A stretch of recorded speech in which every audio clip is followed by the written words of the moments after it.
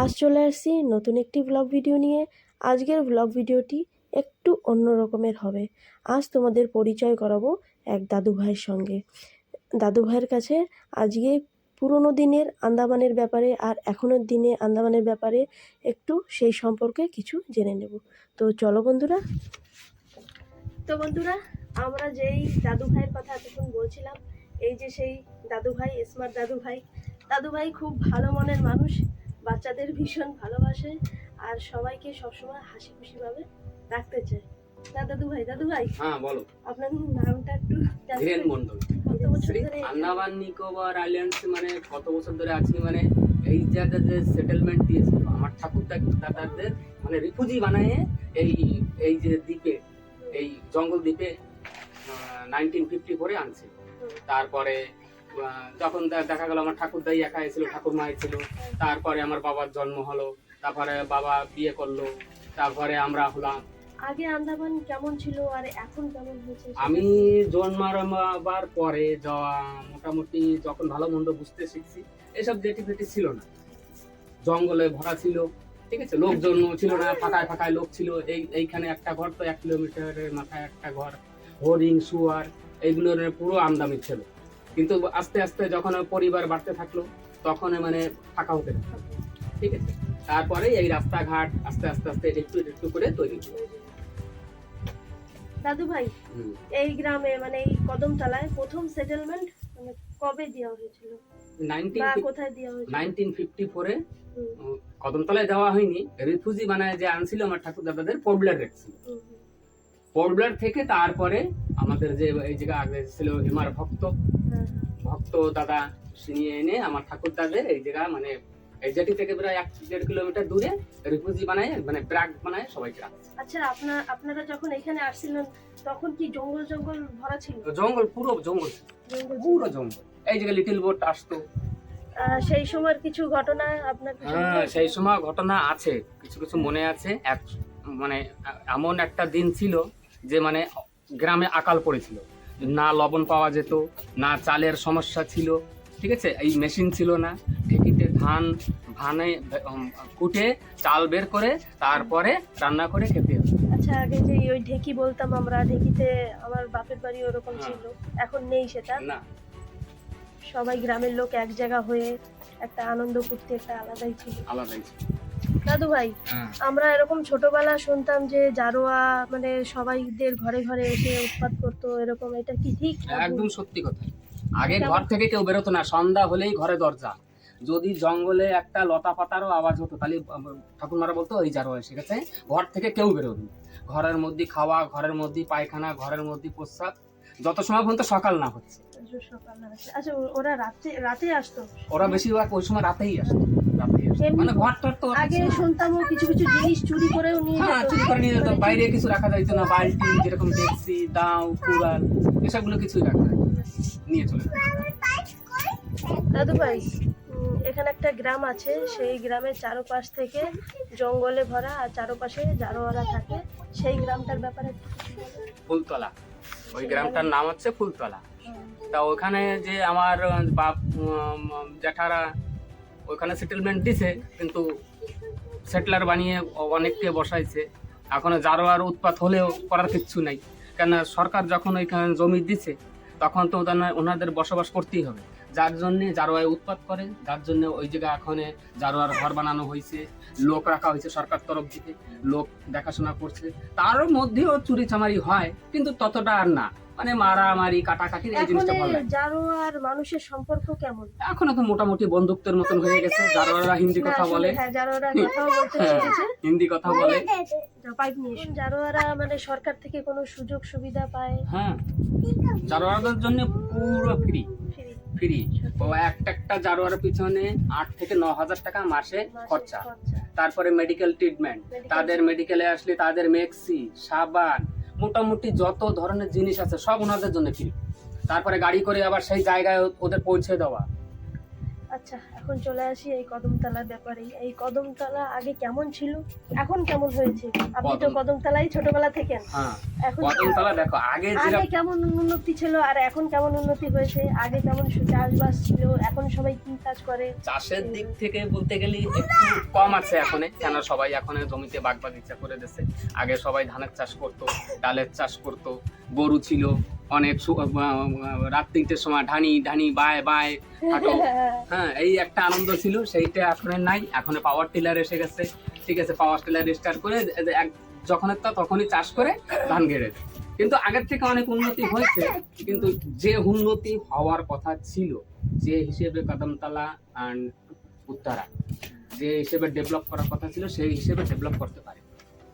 আমাদের সামনে এই যে দেখতে পাচ্ছ একটা ব্রিজ আছে, এই ব্রিজের সম্বন্ধে কিছু? হ্যাঁ, এই ব্রিজ তুমি ঠাকুরমারা বলতো, দেশ কেন বাইদা একদিন ব্রিজ হবে না। এই তো আমরা শুনতে শুনতে শুনতে শুনতে আমাদের মাথা চুল পাকিয়ে গেছে, কিন্তু সত্যিকারে সেই ঠাকুরমারের কথা সত্যি হলো, লাস্ট অবধি সেই ব্রিজ হলো। হ্যাঁ, আমরা খুবই আনন্দ এখন এই ব্রিজটা দেখার জন্য। হ্যাঁ, অনেক জায়গাতে লোক আসছে। আন্দামানে সব থেকে বড় ব্রিজ। অনেক সুবিধা হয়েছে। আর আমরা যেই দাদুর সঙ্গে কথা বলছি, এই দাদু কিন্তু খুবই মজার দাদু হয়।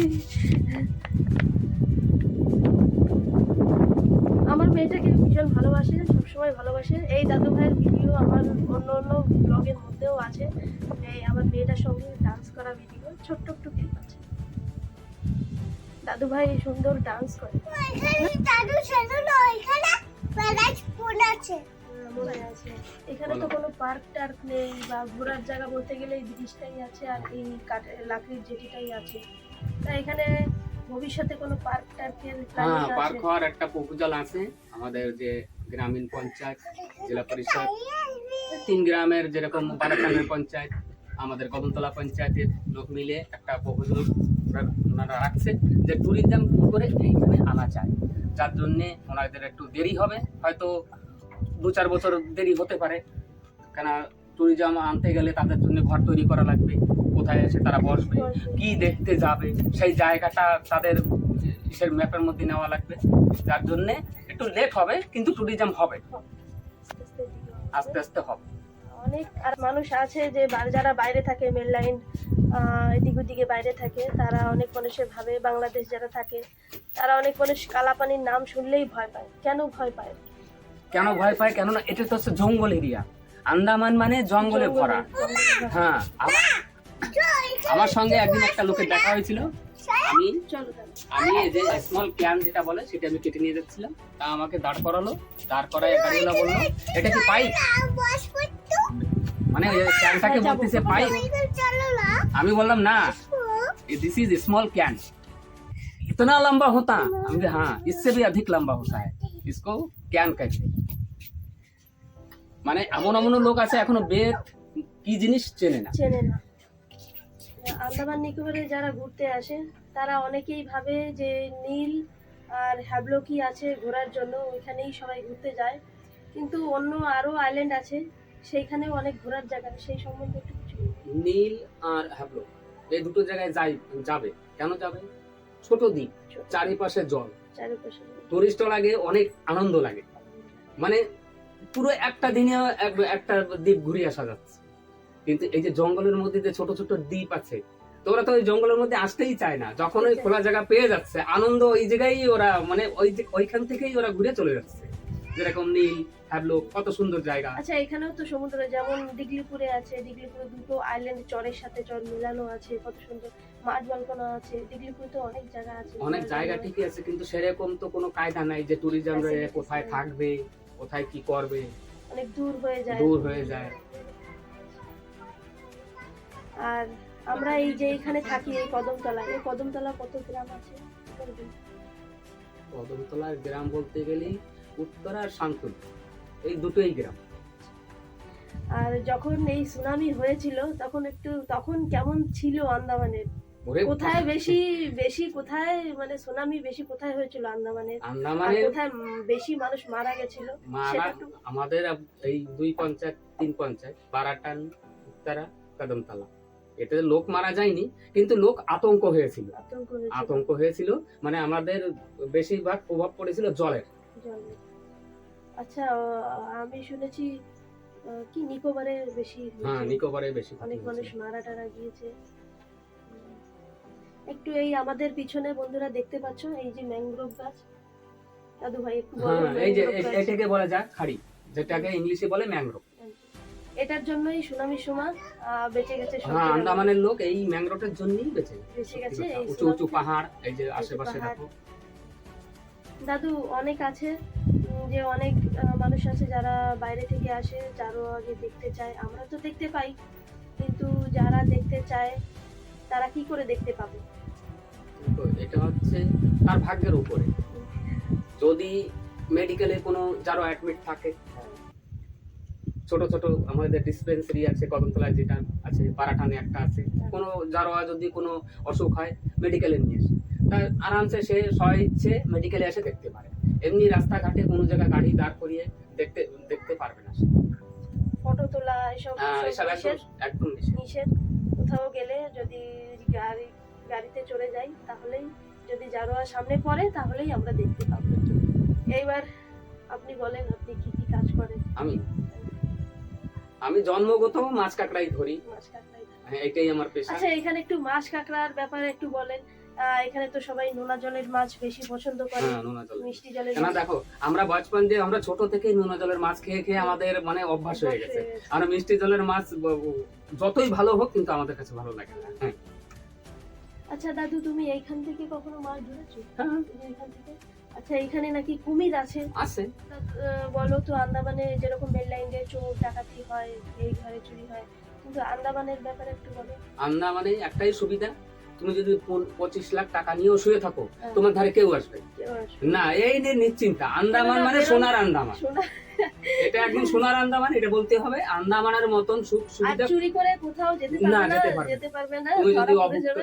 তুমি যদি অভুক্ত থাকো, তোমার ঘরে চাল নাই, তুমি পাশের বাড়ি গেলে, ভাই আমার ঘরে চাল নাই, তুমি 2 কেজি চাল দাও, স্বেচ্ছা চাল তেল লবণ সবকিছু দিয়ে দেবে। কিন্তু মেনল্যান্ডের দিকে এই জিনিসটা না। আচ্ছা দাদু, আপনি আগে চাষবাস করতেন? হ্যাঁ, চাষবাস।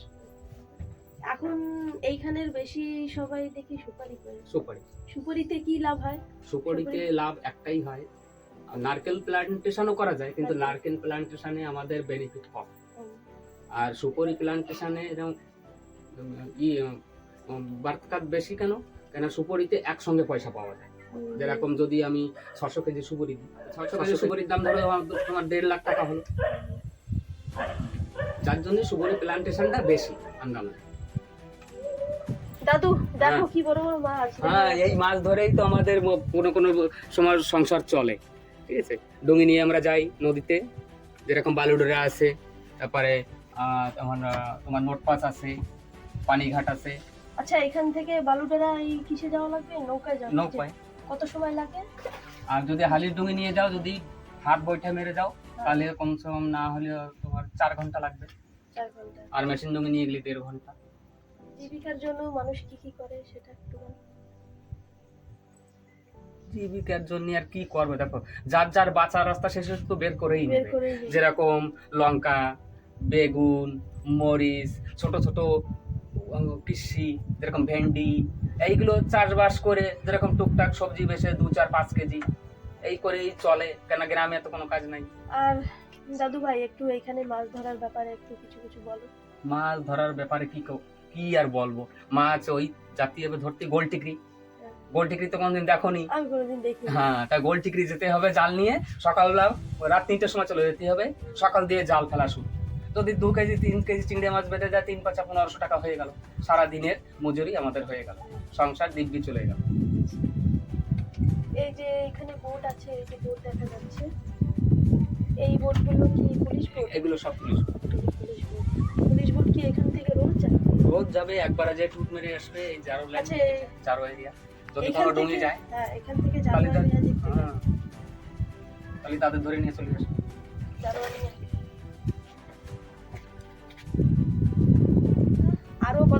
আরো কথা ছিল, বলতে পারলাম না। তো দাদু ভাই, তো আপনার সাথে কথা বলে অনেক অনেক ভালো লেগেছে। আর আমার দর্শকদের এত ইনফরমেশন দেওয়ার জন্য আপনাকে অনেক অনেক ধন্যবাদ। ঠিক আছে।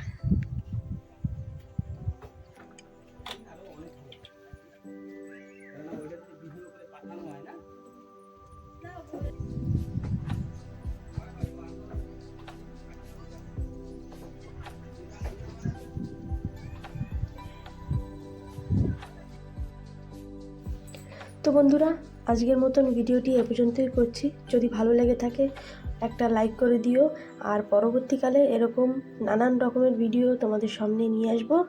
তো চলো বন্ধুরা, আজকের ভিডিওটি এখানেই শেষ করছি। তোমরা ভালো থেকো, সুস্থ থেকো, টাটা।